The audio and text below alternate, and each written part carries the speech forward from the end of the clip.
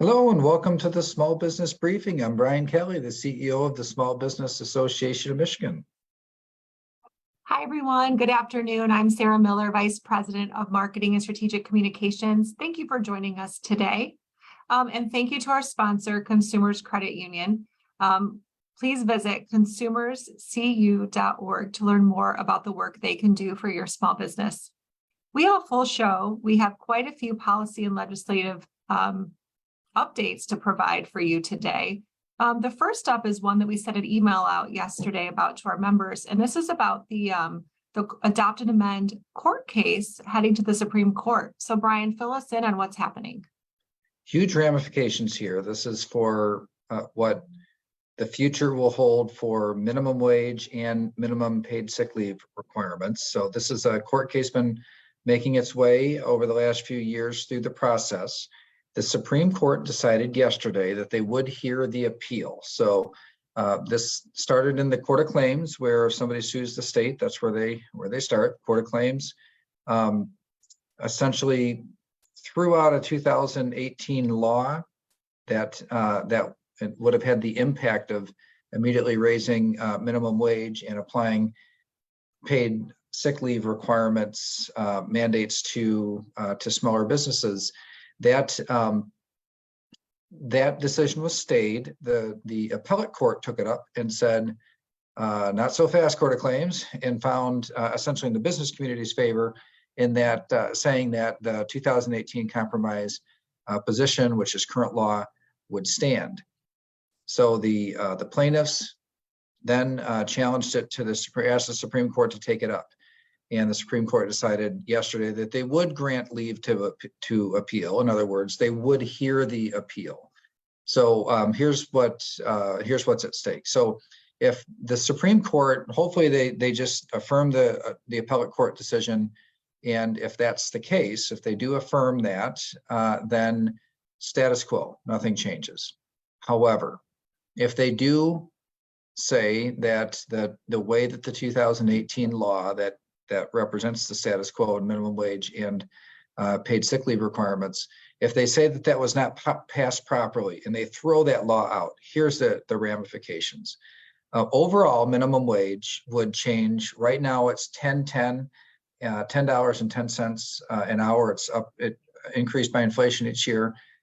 It would move to $13.03. So that would be the first change, is for the regular minimum wage to go from $10.10 to $13.03.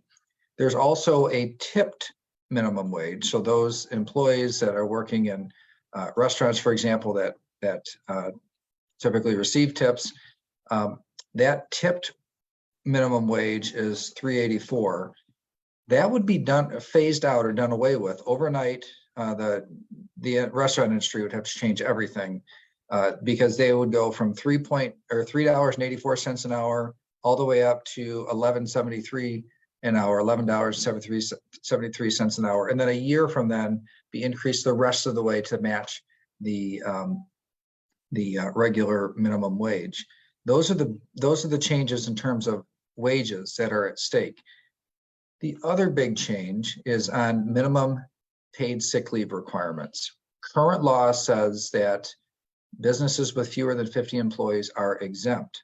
So if you have more than 50 employees, the paid sick leave requirement of this law is not really going to affect you. You already have to comply with it. If you have fewer than 50 employees, then this is going to impact you. So if you have between 11 and 50 employees, then the requirement on you would be to offer an hour of paid sick leave for every 30 hours worked, whether you're full or part-time, but a minimum of 72 hours paid sick leave per year.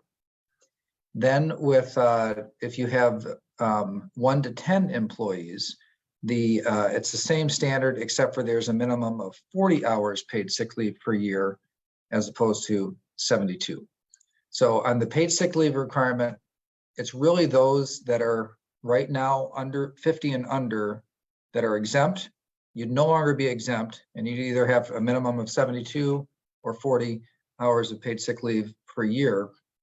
And then, but the minimum wage applies to everyone. So nothing changes immediately because this is just the Supreme Court saying they're going to take the case up. Now, the plaintiffs have 56 days from yesterday to file their appeal. It's not clear if they'll take all 56 days, but they have up to 56 days to file their appeal with the Supreme Court. Once they do, the defendants, in this case, be the state of Michigan, the defendants have 35 days to respond. So it would be kind of, by the time those two things play out, it would be September-ish. It could be as late as September 20th before those, if both parties take all the time, which they probably would not. Also, the Supreme Court has invited third parties, such as SBAM and our Small Business for a Better Michigan Coalition of business organizations. We have been invited to file amicus briefs, essentially supplemental positions and arguments in the case, and we will absolutely do that. We've done it every step of the way, and we'll continue to do that in the future. So to everybody out there watching, we've tried, especially if you watch this briefing, we haven't let you forget about it. Continue not to forget about it, but nothing changes immediately. This is just the Supreme Court taking it up. We will speak into that system. We'll make the case for why the appellate court decision should stand. One other thing on this, Sarah, to point out, the court is not debating whether or not a higher minimum wage is a good policy or not a good policy. That is not the issue at hand. The issue at hand is whether or not the legislature can amend laws that are passed through the constitutional citizens initiative process. Essentially asking the question, are those regular laws that the legislature can amend, or are they like super laws of some sort that the legislature can amend, or at least can't immediately amend? And that's it's a question that really legally, it's not a complicated question.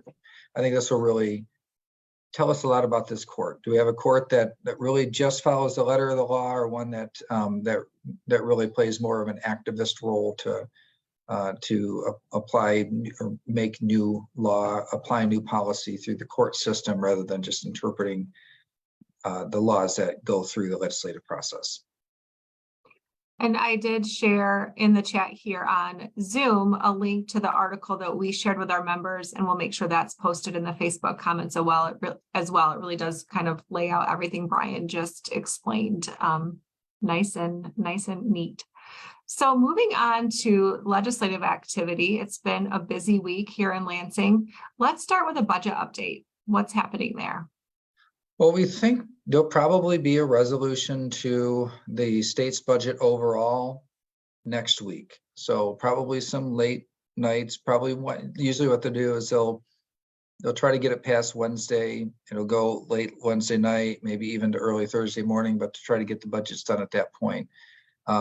It does seem like it's moving in the direction where they'll probably be able to get either the full budget or the major components of the budget done at that point.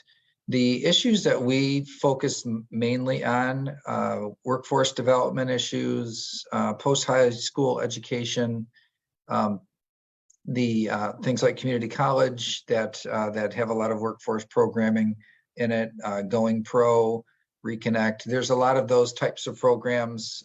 I think they're in pretty solid shape. I would be very surprised if we saw anything kind of yanked out, if you will, in the process as the House and the Senate reconciling differences between the budgets that they previously passed. So I'm confident it'll probably be completed next week. The real question is whether or not in the Senate they're able to get immediate effect on the budget bills. They really do need immediate effect. See, when laws are passed, they don't take effect until 90 days after the final adjournment of the legislature for the year. Well, so that would normally not be until the end of March next year when a law passed this year goes into effect, unless they get a 2/3 vote. Now, the Senate minority leader, so Democrats have the majority, Republicans in the minority. Some Republicans would have to support immediate effect, And the Senate Minority Leader, the Republican Senate Minority Leader, has sent very public signals, hey, willing to negotiate. That negotiation doesn't seem to have taken off yet.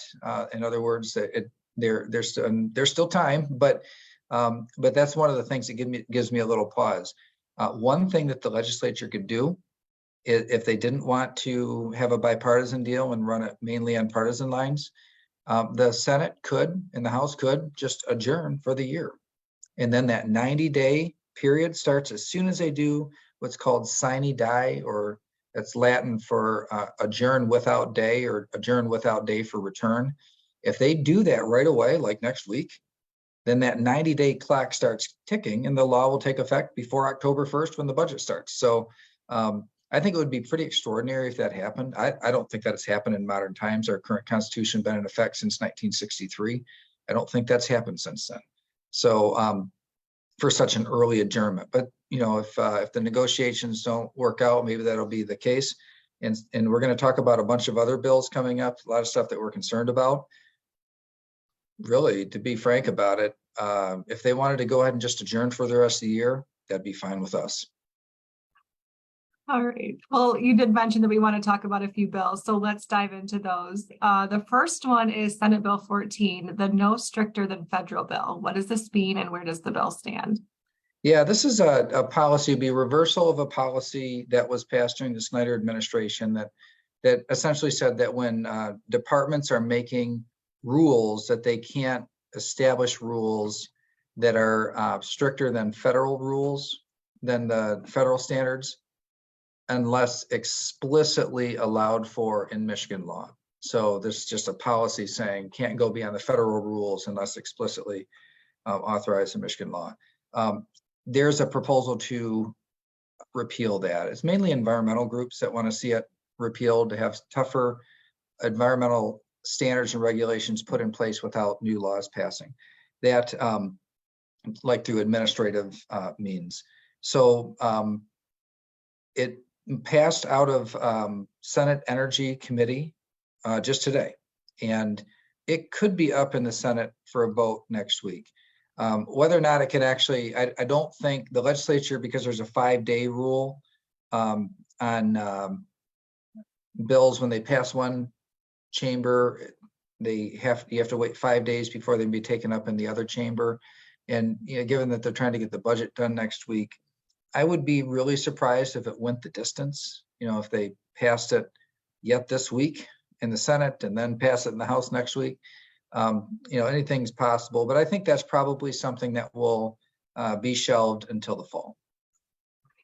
All right, next up is a bill related to the creation and rehabilitation of workforce housing. Yeah, so there's a tool that local governments can use called tax increment financing. And this is where a developer might take a piece of property. Usually it's like blighted or contaminated or obsolete property. That's kind of a drain. There's no increase in value, therefore no tax revenue tied to it. Tax increment financing, TIF deals, they call them, TIF. They, if somebody invests in a property like that, then the increment goes, essentially the developer gets to keep the increment, or that goes to pay the base property taxes. So it's like an incentive. And there is a package of bills that passed out of the House of Representatives yesterday, but they'd originally come from the Senate. So this would be the second House passage. And they passed out with pretty solid bipartisan support. And this would expand the use of that tool for workforce housing, even in cases that aren't connected with blighted or contaminated or obsolete properties. So it's meant to be kind of a jolt for the development of housing for moderate income people in particular. Now, the House of Representatives did make changes. So they're Senate bills, they passed the Senate, it went to the House. The House made changes and passed them, sent them back to the Senate. But I do expect that the Senate will do a quick concurrence to that. They'll vote to accept the changes that the House made and send them off to the governor. It'll be one of the few solid bipartisan wins that we have seen this year. And by the way, legislation that SBAM supported and advocated for and played a role in trying to reconcile some differences in order to see these bills through, as we see housing shortages in so many of our communities being a major item that's holding people back, holding business development back. All right. We've talked on this show about this idea of preemption, and where a local municipality could have a rule that preempts state law. What's happening with those bills? There's been a committee hearing. So I got the bill numbers. They're in the House and the Senate. So 4237 and 4231 in the House. Their preemption, and also another bill called project labor agreements. And then they're kind of sibling legislation in the Senate, that the same bills sometimes are introduced in the House and the Senate. They're Senate bills 171 and 170. So preemption means that right now there's a law in place that says local governments may not preempt statewide business regulations, such as minimum wage, for example. So the city of Lansing could not pass a minimum wage that was different than the state's minimum wage. They cannot preempt state law in that way. There is legislation being considered to repeal that ban on preemption, and therefore a local government could establish their own local regulations, like minimum wage, for example.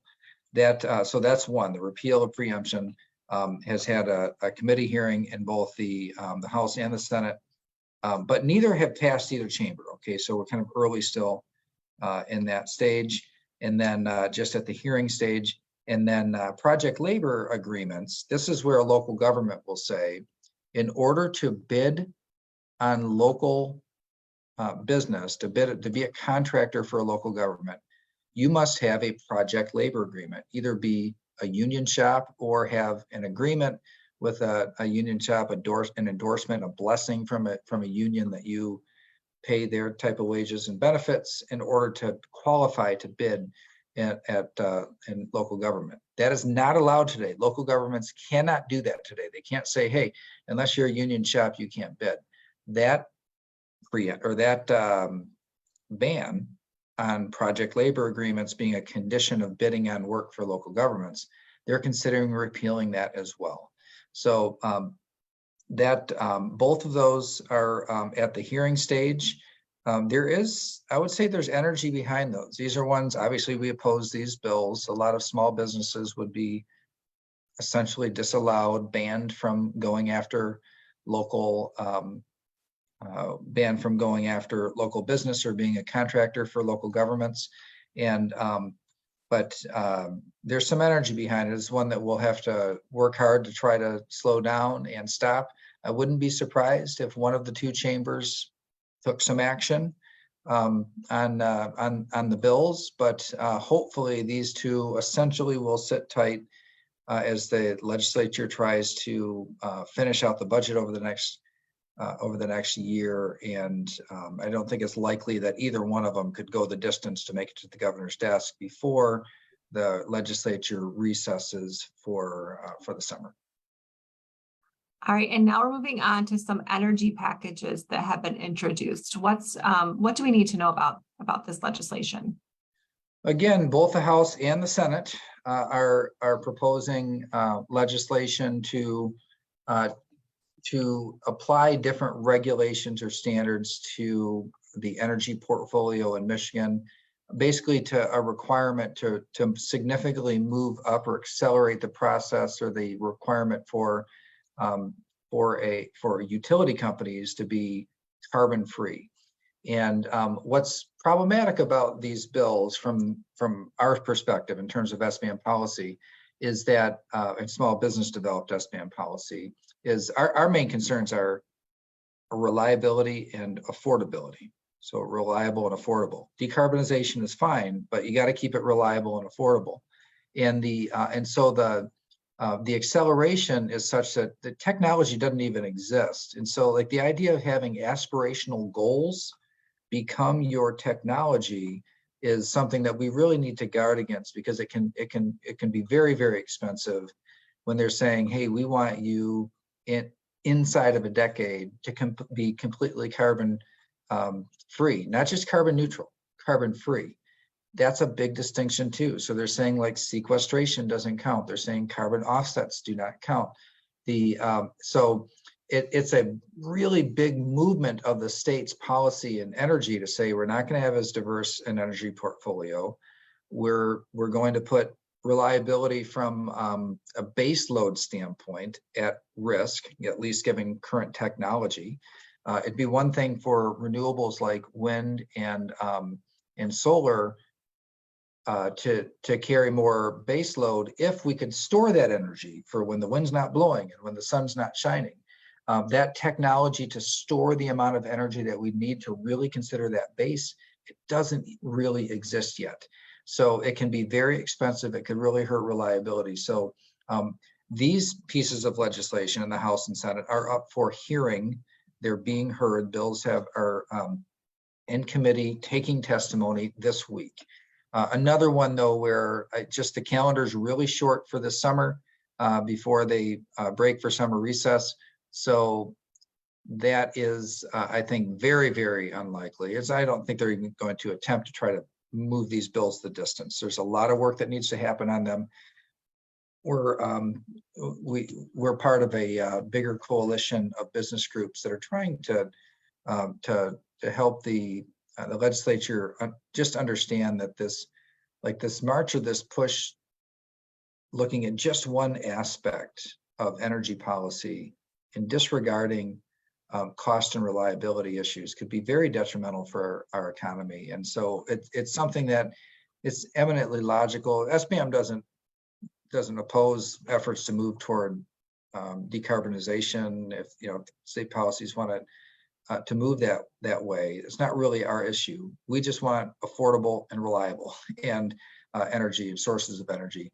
And that's really the ground that I think most of the business community will stake out and just ensure that there's a moderate approach, a thoughtful approach, an orderly transition to changes in the portfolio that do not confuse aspirations for the future with realistic and reasonable regulations on the industry. Absolutely. Let's do a status update on some of these pieces of legislation that we kind of called problematic. We've covered them on the show before, and let's start with the independent contractor legislation. It's HB 4390. Yeah, you get a sense for why, if the legislature just adjourned for the rest of the year, we'd be pretty happy about that. There's just so many risks out there. And independent contractors, limiting the use of independent contractors, requiring virtually all of them to be reclassified as employees, would be at the top of our list of concerns, both at the state and the federal level. Remember, the Department of Labor, through administrative rule, is proposing some significant narrowing of when a person could be considered an independent contractor. But the breadth and the scope of the limitation that's proposed by the Michigan legislature is far, far more severe. So this is a top concern of ours. We do have assurances that it is not going to be seriously considered or taken up this month, and therefore not this summer.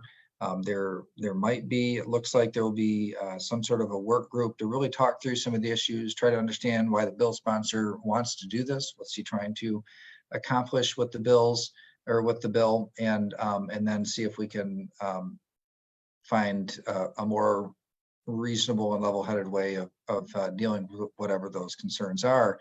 Our concern is mainly that small business, independent contractors are small businesses. We can't have a law that just says you may not exist.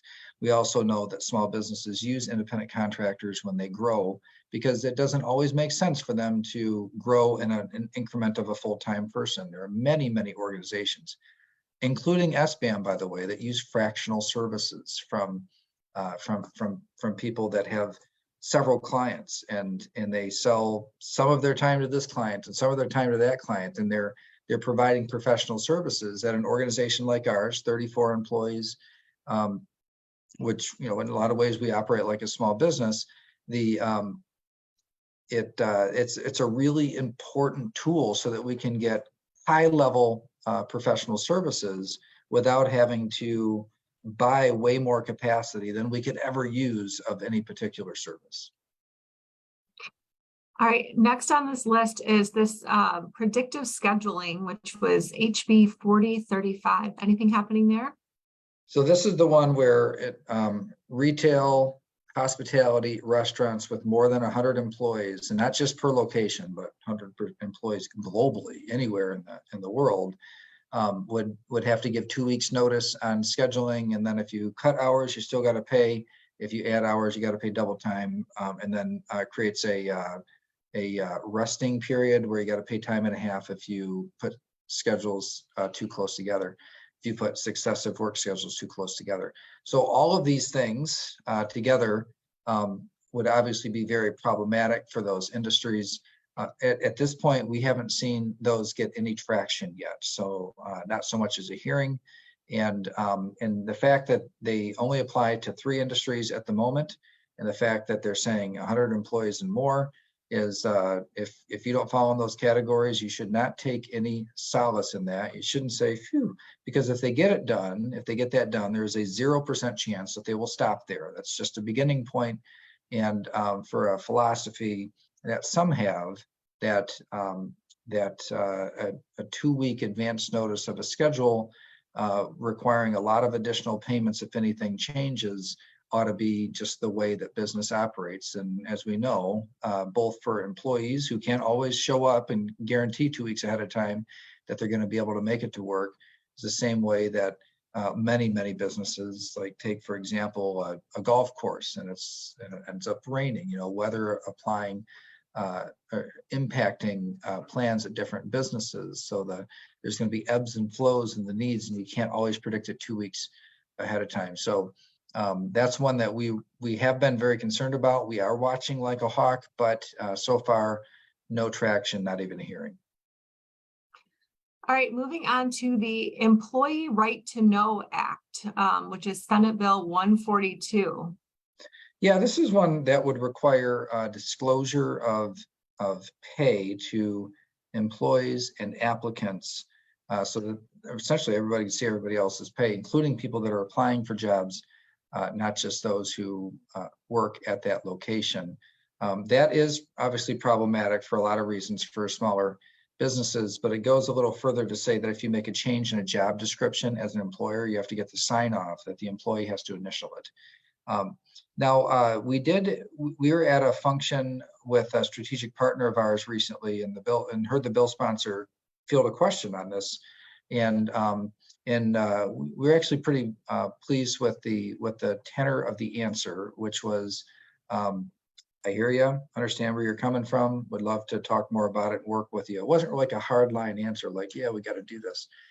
Now, this bill has not been taken up. It has not received a hearing either. So we're feeling a little better on that one, that we don't see any kind of energy or juice behind it, that it's just staying put for now, which is good, because we've got enough of these bills that are actually moving that we're trying to keep track of these days. All right, and the last one on our list of 10 for today is the potential for the extension of unemployment benefits. There is legislation that would extend unemployment benefits from 20 weeks where they're at today, maximum of 20 weeks per year, out to 26 weeks per year. With low labor force participation that we have in such a hard time finding people, this is one that, again, the business community strongly opposes, including SBAM.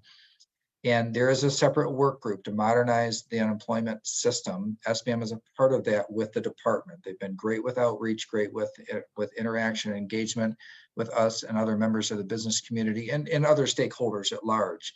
That's a longer term process.